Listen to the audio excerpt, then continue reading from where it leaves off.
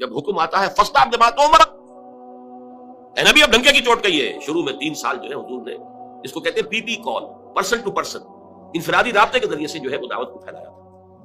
اب آپ کے پاس حکم آ گیا فستا بما تؤمر. اے نبی بس اب یہ جو لو پروفائل میں، یہ نوٹ کر لیجئے، خفیہ دعوت کا کوئی دور محمد رسول اللہ صلی اللہ علیہ وسلم کی اس جد و جہد میں نہیں آیا. کوئی خفیہ بات نہیں تھی، انڈر گراؤنڈ موومنٹ نہیں تھی، ہرگز نہیں.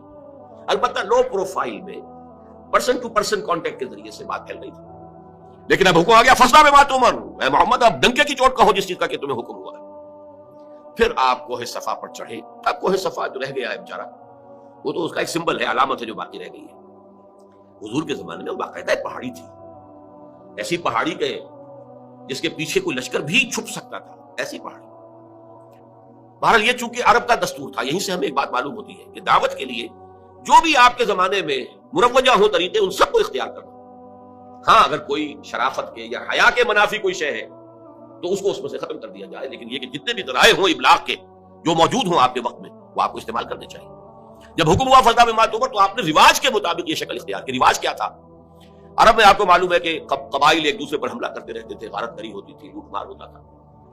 تو اگر کسی کو یہ اطلاع مل جاتی تھی کسی قبیلے کے فرد کو کہ فلاں قبیلہ ہم پر حملے کا پروگرام بنا رہا ہے، اور ہو سکتا ہے آج ہی رات کو، اور رات کو بھی نہیں، وہ جسے آپ کہتے ہیں small hours of the morning, اس میں وہ آ کر حملہ کیا کرتے تھے 2 3 4 بجے، جبکہ نیند کا انتہائی غلبہ ہوتا ہے لوگوں پر.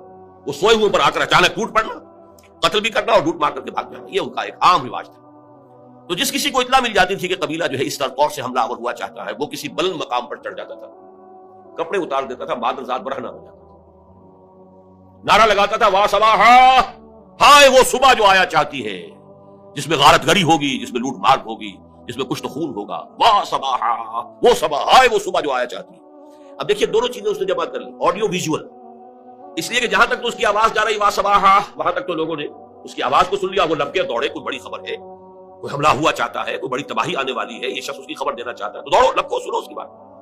اور جہاں اس کی آواز نہیں جا رہی، وہ عریاں نظر آ رہا ہے کھڑا ہوا، اسی لیے اسے نذیر عریاں کہتے تھے، خبردار کرنے والا، وارن کرنے والا، جو بالکل ننگا ہو گیا، نذیر عریاں. حضور نے اس میں صرف یہ کمی کی کہ ظاہر بات ہے کہ حیا کے خلاف تھی بات، فطرت کے منافی تھی. آپ نے کپڑے نہیں اتارے، لیکن نعرہ وہی لگایا وا صباحا. اب لوگ جو ہے وہ آئے، جمع ہوئے، اونچائی پر آپ کھڑے تھے، لوگوں نے دیکھا بھی، پھر اپنی دعوت پیش کی. اور آپ کے علم میں ہے یہ واقعات تو سب جانے بوجھے ہیں کہ اس مجمع میں سے سگا چچا بولتا ہے تبا لکا لہذا جمعتنا، تمہارے لیے ہلاکت اور بربادی ہو، کیا تم نے اس کام کے لیے ہمیں جمع کیا؟ ہم سمجھے تھے کوئی واقعی خبر تم دینے والے، تم کوئی بات بتانے والے. اور نوٹ کیجیے جو میں نے عرض کیا تھا، وہ پہاڑی کتنی بڑی تھی کہ حضور نے پہلے یہ کہا کہ لوگوں اگر میں تمہیں یہ خبر دوں کہ اس پہاڑی کے پیچھے دشمن کا لشکر ہے جو تم پر ٹوٹ پڑنا چاہتا ہے، تو میری بات مانو گے کہ نہیں؟ یعنی وہ پہاڑی اتنی تھی کہ اس کے پیچھے کوئی گروہ، کوئی لشکر جو ہے وہ چھپ سکتا ہے.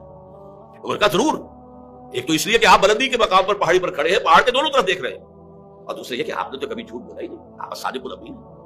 یہ پہلے گواہی لے کر آپ نے بات کی ہے اپنی. میں تمہیں اللہ کے عذاب سے ڈراتا ہوں، آخرت کے محاسبے سے ڈراتا ہوں، جس پر اس نے کہا تبا لکا لہذا جمعتنا، جس پر یہ سورت نازل ہوئی ہے تبت یدا ابی لہب وتب ما اغنی عنہ مالہ وما کسب سیصلی نارا ذات لہب وامرأتہ حمالۃ الحطب فی جیدہا حبل من مسد.